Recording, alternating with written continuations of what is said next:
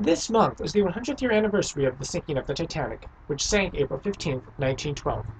It took 1,514 of the 2,224 passengers with her to the bottom. The Titanic was 882 feet long and 96 feet wide. It was 104 feet tall. Compare that to Noah's Ark, which was 450 feet long, 75 feet wide, and 45 feet tall.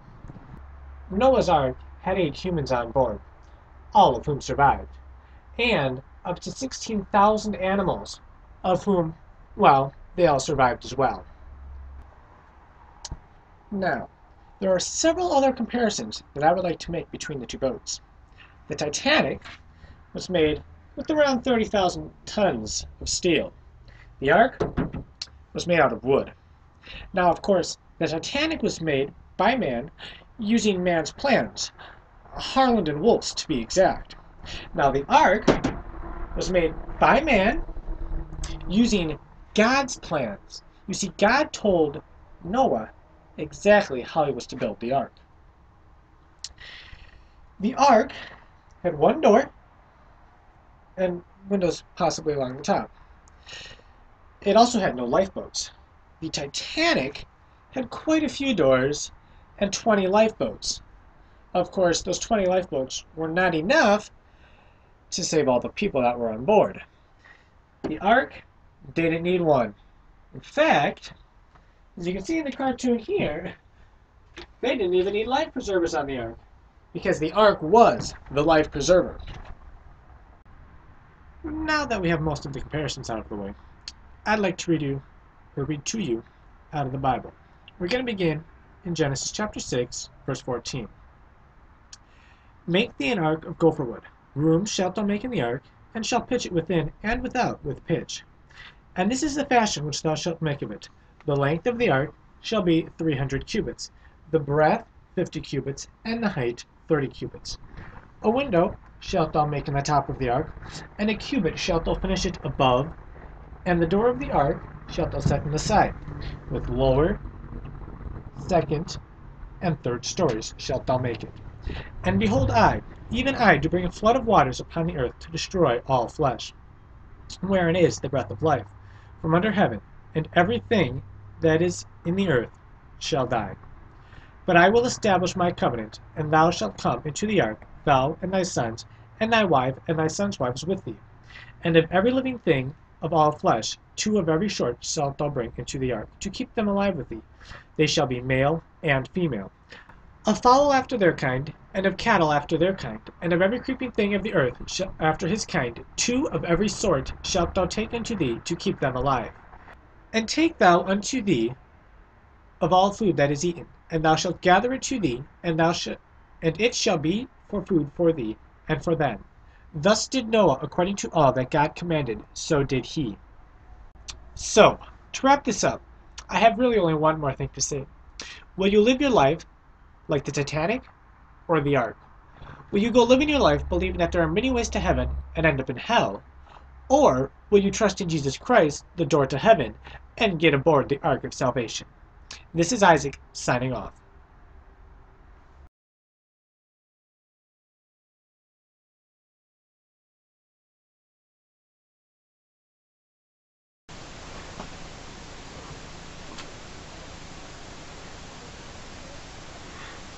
Alright, the first one that we're going to do is the simple one. It's how to make your money work for you.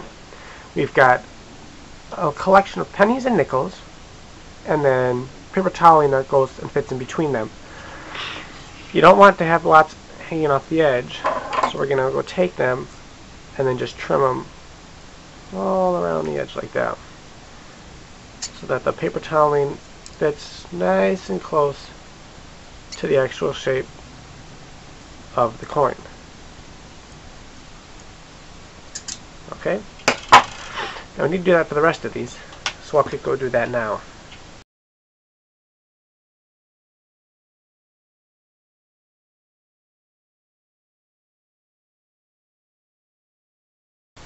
So really what you want is just to have it that they don't touch from one layer to the next, just in between those 2 coins. You will also need something to do your experiment in. One of the nice things with this metal ball here is it'll conduct electricity. Let's prop this up here. So right now it's got nothing. Now if we take a battery and it's got 5.3 volts at least. See the camera. It's got a pretty good charge. Now we can take our dish here, stand the one end in the middle, arm out of the way there, and there we go. It still carries through. So, basically what we'll be doing here, we'll take a penny, paper toweling, nickel, paper toweling, and stick that on top of the penny. And then penny paper toweling. And you can try to make it that they don't touch. Nickel paper toweling. And just stack that up.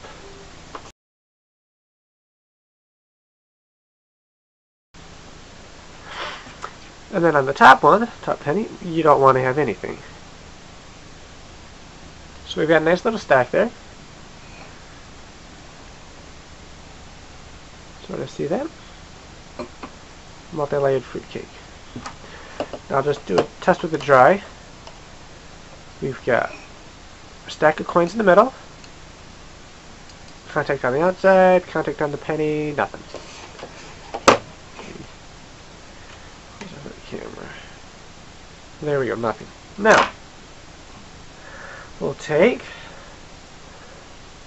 our saltwater solution. It's just rock salt and water. You're going to go pour that in there and get it all wet. There we go.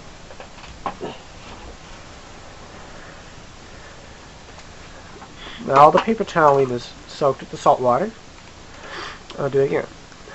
Coin, edge of the glass, we get a whopping 0.07 of a volt. Now if we pour the extra solution off, just do that now. There we go. So now we just have the soaked paper toweling in between all the layers of our coins. And let's see what it gives us now.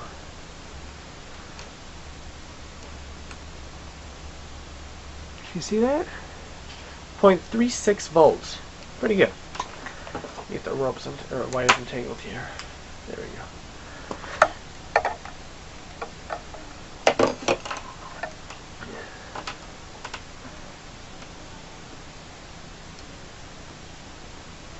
3.6, even better. Now if we made several of these, we could probably get it to light up a light bulb. Or an LED at least. So that's the first one, and I'll show you the next one in just a minute. Alright, for this next one, same basic setup. Same voltmeter. I've already actually made this whole device. We've got a large pickle jar with a hole in the lid, a metal rod running down the middle, and then copper wire twisted up around that. That fits in there and then goes inside the jar, like so. Now in our jar, let's see, we want it that it doesn't make contact. There we go. Like that. So if the copper wire does not touch the center rod.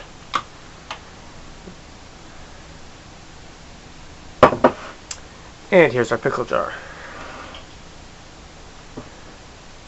Salt water, salt.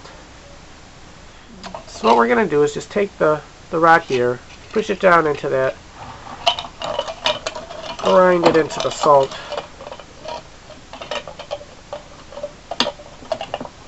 Make sure that stays centered. I'm just going to screw the lid on.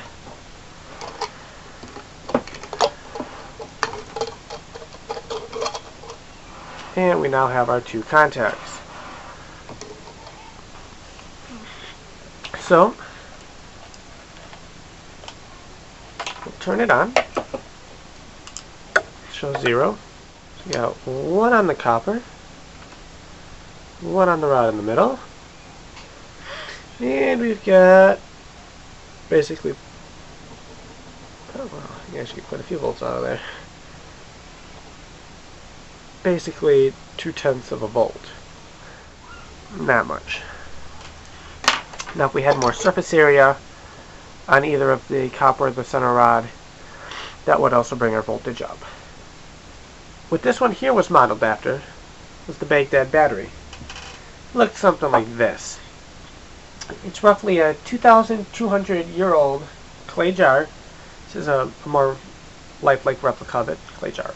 It was found near Baghdad, Iraq, and it's been described as one of the oldest known electric batteries in existence.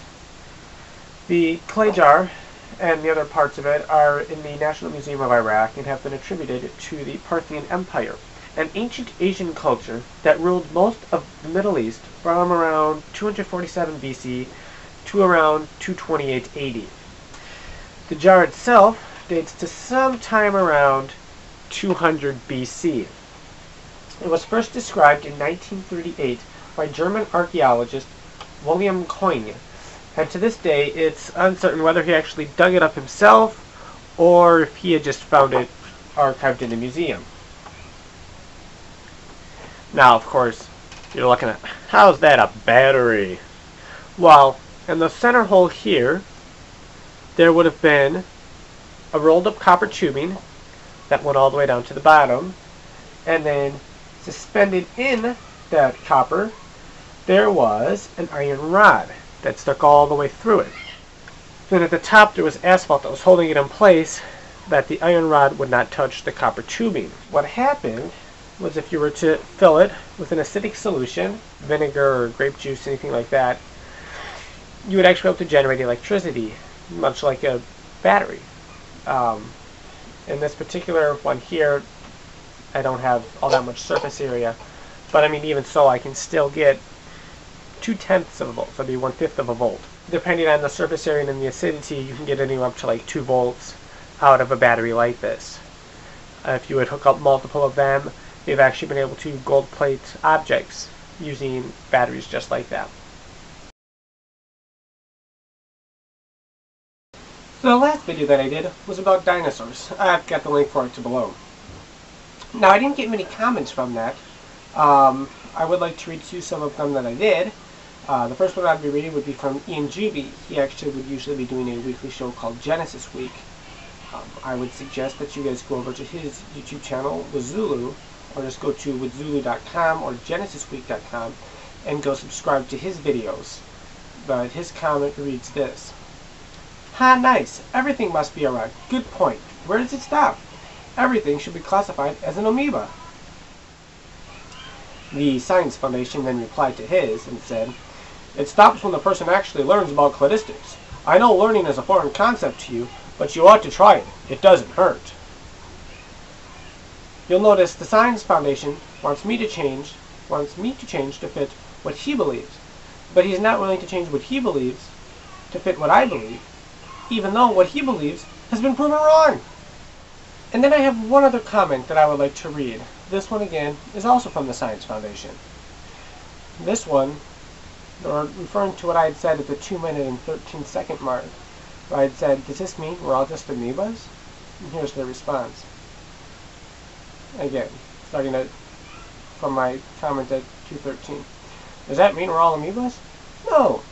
This is again their comment. No, that means we're classified in a taxonomic clade Animalia, which includes every one of our ancestors and every organism that also descended from it. There isn't just one classification. I never said there was. The point I was trying to make was, if we have to basically get rid of birds and classify them in with dinosaurs, or vice versa, and classify all dinosaurs in with birds, if we have to get rid of one of those classifications, why do we have to keep all of our others? Why don't we just get rid of all of them and just keep Animalia? Because we're all descended from that. And in fact, we should go back even further than that and have us all classified with dirt, technically, because that's what everything evolved from. That's, I mean, I wasn't saying, let's see, say it in there, there isn't just one classification. But there should just be one classification, because in that classification, everything classified as eggs is all related to eggs. If we're all related to everything, we should all be in the same classification.